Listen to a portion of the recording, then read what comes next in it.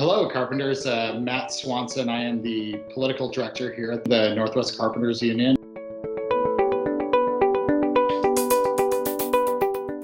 The big picture this year is, it's split it into three categories. One, how do we recover? This has been a year, I think, unlike anything we've faced between the global pandemic, wildfires, ice storms, pretty much anything that could be thrown at our industry. Really, the second category after recovery is how do we work towards a future that is better for working carpenters? So what are the investments we're making 2, 3, 4, 10 years into the future that are going to create projects for our members to go to work? The final category, how do we as carpenters show up and really tell our story?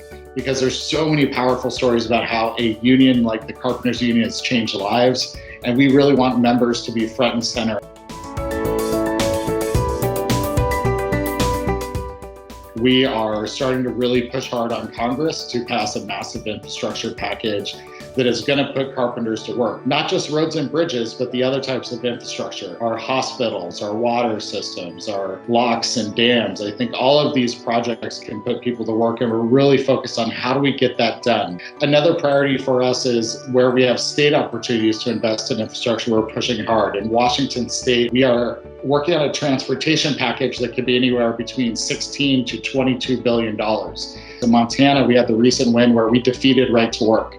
That took everything and then some from our members and our staff there. Currently, we have attempts to weaken the state's prevailed rate. We're working hard to defeat legislation that would erode our standards and make it harder for carpenters to earn a decent living.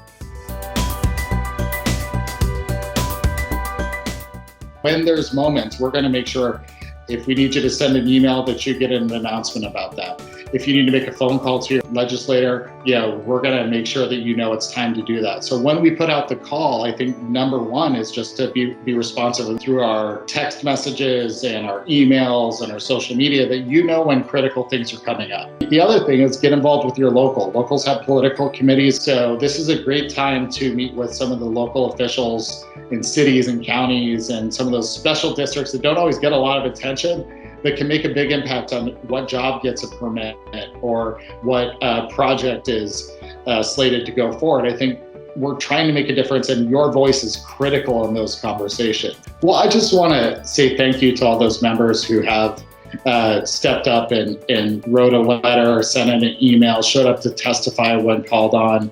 It's really important in this day and age that we show up. If we don't speak up for carpenters, there is no one else that's going to cover our issues.